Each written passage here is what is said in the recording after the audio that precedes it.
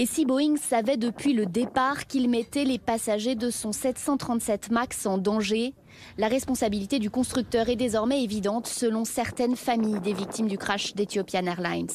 Cet avocat représente les proches de l'un des 9 Français morts dans l'accident.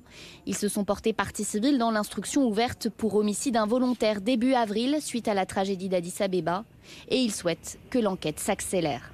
Aujourd'hui, nous savons que Boeing avait la certitude que ces appareils étaient dangereux. Boeing le savait. Nous avons aujourd'hui de nouvelles informations qui montrent que Boeing proposait en option des éléments de sécurité élémentaires.